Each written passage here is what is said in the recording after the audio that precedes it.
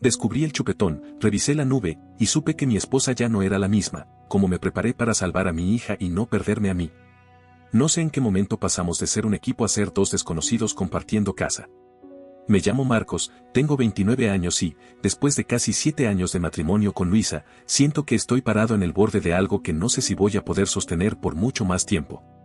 Nos conocimos cuando yo terminaba la universidad. Ella venía de una familia conservadora con raíces asiáticas, la mía era todo lo contrario, latina, abierta, caótica y ruidosa.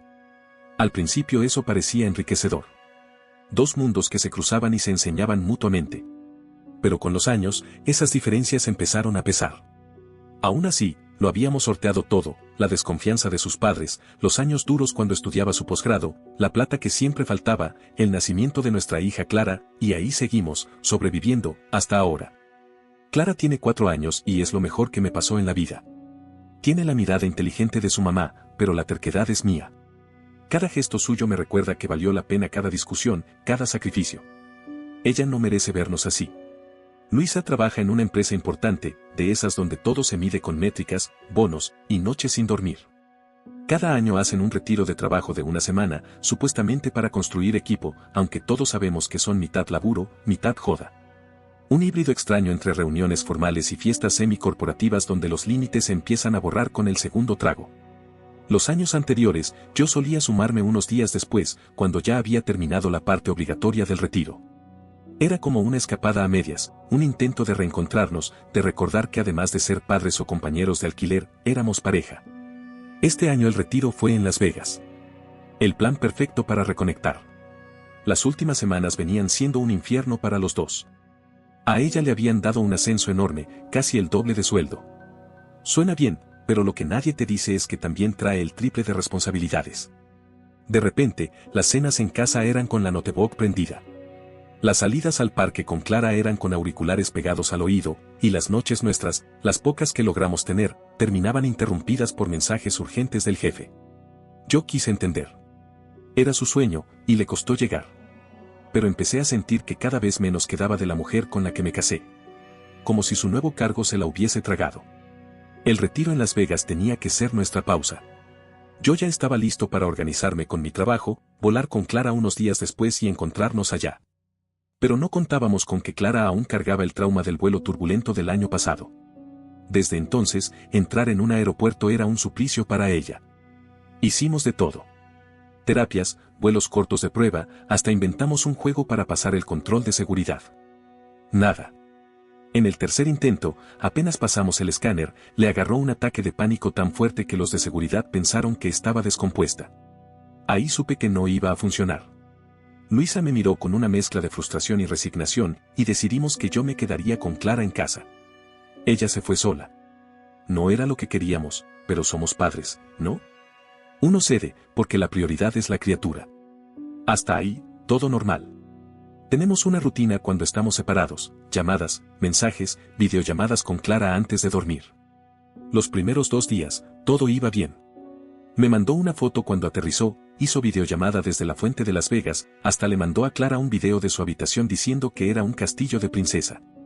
Como siempre. Pero de un momento a otro, todo cambió. Los mensajes empezaron a demorarse. Los asuntos importantes de la casa quedaban sin respuesta, mientras yo veía que seguía activa en redes sociales. Subía historias del evento, selfies con los compañeros.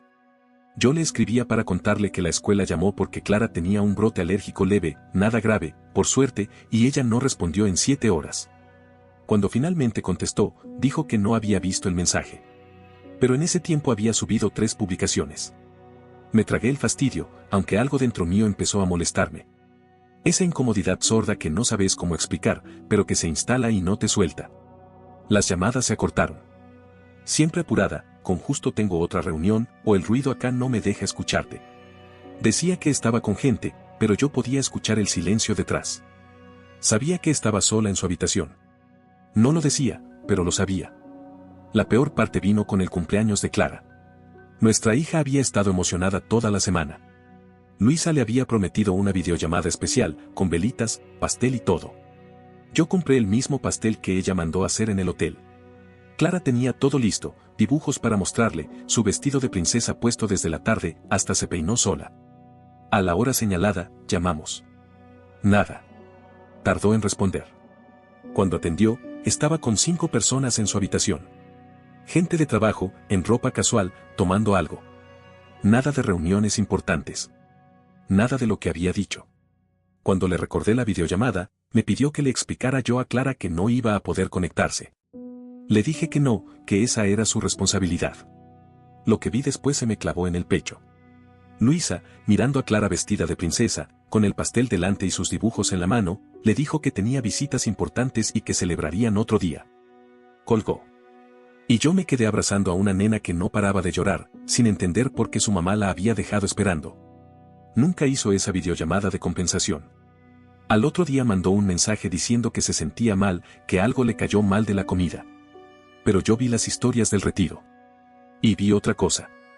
Un tipo. Esteban. Un compañero nuevo, al que le habían asignado a Luisa como mentora. Ya me había caído mal desde antes. De esos que mandan mensajes fuera de horario, con preguntas que no suenan a trabajo. Una vez le escribió que ella era justo el tipo de mujer que podría mantenerlo a raya. Ella se rió, me lo mostró como si fuera una tontería. Yo no me reí. Otra vez le mandó una selfie desde el gimnasio, sin remera. Dijo que se había equivocado de chat. Ella lo excusó. Está tratando de encajar, me dijo. Y ahora, ahí estaban, pegados en cada foto del retiro. En una, él le tenía el brazo alrededor de la cintura. En otra, brindando en la piscina. En todas, demasiado cerca. Siempre juntos. Quise hablarlo. Cada vez que llamaba, Luisa tenía una excusa. Estaba cansada, ocupada, en reuniones. Yo conozco ese tipo de eventos. Sé que hay tiempo libre. Mucho más del que admitía. El día antes de su regreso, me mandó una foto. Un acercamiento a su cuello, diciendo que tenía una picadura rara. Que si era grave, que si podía ser algo del desierto. Que le dolía. La imagen era borrosa, apenas se veía. Le dije que lo veíamos cuando llegara. Y cuando llegó. Cuando llegó, todo el aire de la casa cambió. Clara la recibió con una emoción desbordante. Saltaba, gritaba, la abrazaba como si hubiera vuelto de una guerra. Yo me quedé un paso atrás, observando. Luisa venía agotada. Decía que el vuelo había sido pesado, que no había dormido bien, que le dolía todo. Se mostraba distante, molesta, pero fingía dulzura para Clara. Yo la observaba con cuidado, esperando verla de frente bajo la luz clara de la cocina. Y ahí lo vi. No era una picadura. Lo supe en el acto. Era un chupetón. Uno perfectamente definido, mal disimulado con base, pero inconfundible. En otra parte del cuerpo, quizá podría haber dudado. Pero ahí, justo ahí, en ese costado del cuello donde uno solo se marca así cuando hay intención, no había margen. No dije nada. Clara estaba feliz. Le mostraba sus dibujos, la paseaba por la casa con su mano chiquita en la de ella, como si quisiera retenerla. No iba a arruinar ese momento. Pero por dentro, algo se rompía. Esperé a que Clara se durmiera para hablar. Cuando quedamos solos en la cocina, me acerqué con calma. Le pregunté por la picadura. Luisa se hizo la sorprendida, como si hubiera olvidado que me había hablado del tema. Luego empezó con la misma historia del insecto, pero ahora con más detalles. Que había dejado la puerta del balcón abierta, que en Las Vegas hay bichos raros, que podría haber sido una araña o un bicho del desierto. La escuché en silencio. Cuando terminó, le dije que eso no era una picadura. Le dije, con tranquilidad, que sabía perfectamente lo que era. Que no me tratara como un tonto. Ahí cambió el tono. Me miró como si yo fuera el culpable de algo. Me acusó de estar usando eso como excusa para castigarla por lo del cumpleaños de Clara. Intentó desviar la conversación, poniéndose a la defensiva. Pero no funcionó. Desde ese día, empezó a usar suéteres de cuello alto y bufandas en pleno verano. A 27 grados. Ni siquiera intentó una explicación convincente. Y lo más triste no fue eso, sino lo que vino después. La comunicación entre nosotros, que siempre fue nuestro punto fuerte, se volvió imposible. Como si habláramos idiomas distintos. Yo le hacía preguntas directas, ella respondía con evasivas. Intentaba saber cómo se sentía, me respondía con monosílabos. Me empecé a sentir invisible. Pero lo peor no era lo que decía. Era lo que no decía. Algo en mi interior me decía que no estaba loco. Que no era paranoia. Que algo pasó en ese viaje y que el chupetón era solo el síntoma más visible de una enfermedad que venía creciendo en silencio desde antes. Fue entonces cuando me acordé de la cuenta compartida en la nube. Ambos tenemos activada una sincronización automática de nuestras fotos. Es algo que configuré yo al inicio del matrimonio. Luisa nunca fue buena con la tecnología. Siempre perdía sus contactos o las imágenes por no hacer respaldo, y yo era el que la rescataba cada vez. Una broma de pareja, hasta que dejó de hacer gracia. Entré. No sabía qué esperaba encontrar. Quizá nada. Pero lo que vi me dejó helado. Docenas de fotos de Las Vegas que nunca aparecieron en sus redes. Fiestas, reuniones en habitaciones con botellas por todos lados. Y sí, ahí estaba Esteban, en todas. Demasiado cerca, demasiado cómodo. En una, él abrazándola desde atrás, en un baño de club, y ella tomando la selfie en el espejo. En otra, su corbata colgando del cuello de Luisa. Las horas, 2, 3 de la madrugada. Justo en los días que me decía que estaba tan agotada que no podía ni hablar. Ahí entendí que ya no era una sospecha. Era una certeza. Pero no paró ahí. Revisé los movimientos de Uber. Coincidían con clubes, bares, habitaciones de hotel. Pedidos de room service para 2 personas a la madrugada. Y entonces encontré algo peor, capturas de chats. Conversaciones entre Luisa y Esteban. Frases que me taladraron la cabeza: anoche fue increíble, no me sentía así en años. O tenemos que ser discretos hasta que llegue el momento de hacer cambios. Cambios. También hablaban de la cabaña, como si ahí hubiera comenzado todo. Menciones crípticas, pero claras para mí. Todo se iba revelando poco a poco. Descubrí cargos de hoteles aquí, en nuestra propia ciudad, en los últimos meses. Fechas que coincidían con noches en las que ella decía estar trabajando hasta tarde. Y yo, confiado, me quedaba en casa cuidando a Clara. Verifiqué el historial de ubicación. Aún tenía acceso, porque nunca desactivó el plan familiar. 3 ocasiones distintas donde su celular estuvo varias horas en un hotel céntrico. Siempre con un gasto anotado como evento laboral. Pero nunca hubo reembolso. Todo eso había pasado antes de Las Vegas. No empezó ahí. Solo se intensificó. Y sin embargo, en casa, jugaba a ser la madre perfecta. A besarme la frente frente a Clara. A actuar como si yo fuera el exagerado, el obsesivo, el celoso. Pero Clara ya lo notaba. Me preguntó por qué mamá ya no se reía conmigo. ¿Por qué dormía en la otra habitación diciendo que yo roncaba, cuando sabe que nunca ronqué? El otro día dibujó a los 3, cada uno en su lado, y puso una carita triste entre nosotros. Me hizo pedazos. Ahí supe que no podía seguir ignorándolo. Que necesitaba prepararme. Por mí. Por Clara. Porque esto iba mucho más allá de un error. Era una traición planeada, sostenida en el tiempo, encubierta con mentiras frías. Y algo me decía que aún no había visto lo peor. 3 días atrás, todo estalló. Y no porque yo lo buscara. Fue la realidad la que me obligó a confrontarla, antes de estar listo. Estaba revisando el resumen de nuestra tarjeta de crédito, algo que empecé a hacer seguido desde que noté movimientos raros. Y ahí estaba, una reserva para ese mismo fin de semana en un hotel de lujo, acá en la ciudad. Para 2 adultos. Sin niños. No era una habitación cualquiera. Era una suite de luna de miel. Ahí se me apagó algo. Ya no era solo rabia. Era un tipo de frío que me recorría el cuerpo con una calma amarga. Ya no había excusas posibles. Ya no había margen para interpretaciones. Mientras ella trabajaba, hice algo que no me enorgullece. Entré a su laptop. Sabía su contraseña. Nunca la cambió. Nunca pensó que tendría que ocultarse de mí. No buscaba venganza. Buscaba verdad. Necesitaba saber si todo lo que sentía era real o producto de mi imaginación enferma. Pero la realidad era aún peor de lo que temía. En su correo encontré mensajes explícitos. No solo con Esteban, sino también con una amiga de confianza, donde relataba con lujo de detalle sus encuentros. Fechas, lugares, excusas. Todo. Había fotos guardadas que no podría mirar 2 veces sin sentir ganas de romper algo. Y, lo más perturbador, una carpeta con listados de apartamentos en otra ciudad, la misma donde están las oficinas centrales de su empresa. También había una solicitud de traslado guardada en borradores. Mi estómago se cerró. Iba a irse. Y planeaba llevarse a Clara con ella. Como si yo fuera un obstáculo que había que sortear. Como si lo nuestro hubiera sido un contrato que ahora quería romper, limpiamente, sin dejar cabos, pero tampoco sin importarle a quien dejaba tirado en el camino. Y entonces, la lista. Un documento de Word. Título, pros y contras. Una lista escrita con frialdad quirúrgica.